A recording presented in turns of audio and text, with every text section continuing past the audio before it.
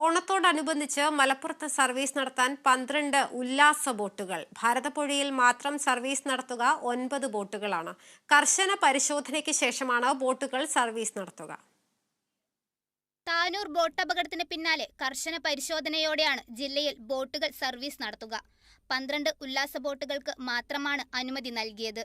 ഇതിൽ ഭാരതപ്പുഴയിൽ 9 ബോട്ടുകൾ ഇറക്കാനാകും.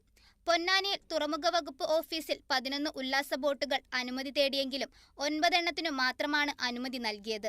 പൊന്നാനി ഭാരതപ്പുഴയിൽ 9 ഉല്ലാസ ബോട്ടുകളും താനൂരിൽ 2 സ്പീഡ് ബോട്ടുകളും മാത്രമാണ് മാരിടൈം ബോർഡിൽ മതിയായ രേഖകൾ സമർപ്പിച്ചത്. ഇതേ തുടർന്നാണ് ഓണ സീസണിൽ ബോട്ടുകളുടെ എണ്ണത്തിൽ കുറവ് വന്നത്. ഈ ബോട്ടുകൾ സർവീസ് നടത്തുന്നതിന് പുഴയോരത്ത് സ്ഥാപിച്ചിട്ടുള്ള ജെട്ടികൾ നഗരസഭാ അധികൃതർ പരിശോധിച്ച് ഉറപ്പുവരുത്തേണ്ടതുണ്ട്. ഓരോ ബോട്ടുകാർക്കും ബോട്ടിൽ കയറ്റാവുന്ന പരമാവധി യാത്രക്കാരുടെ എണ്ണവും ബോട്ടിന്റെ രജിസ്ട്രേഷൻ നമ്പറും ജെട്ടിയിൽ പ്രദർശിപ്പിക്കണമെന്നും ബോട്ടിൽ യാത്ര ചെയ്യുന്ന യാത്രക്കാരുടെ വിവരങ്ങൾ യാത്ര തുടങ്ങുന്നതിനു മുൻപായി ജെട്ടിയിൽ രേഖപ്പെടുത്തണമെന്നും കർശന വ്യവസ്ഥയുണ്ട്. കൂടുതൽ ആളുകളെത്തുന്ന ദിവസങ്ങളിൽ ഓരോ ജെട്ടിയിലും പോലീസ് പെട്രോളിംഗും നിർബന്ധമാക്കാൻ തഹസിൽദാരുടെ നേതൃത്വത്തിലുള്ള ബോട്ട് സുരക്ഷാ കമ്മിറ്റി നിർദ്ദേശിച്ചിരുന്നു. ഭാരതപ്പുഴയിൽ സർവീസ് നടത്തുന്ന ബോട്ടുകളുടെ രേഖകൾ ഹാജരാക്കണമെന്ന് 1.5 മാസം മുൻപ് ബോട്ട് സുരക്ഷാ കമ്മിറ്റി നിർദ്ദേശിച്ചിരുന്നു.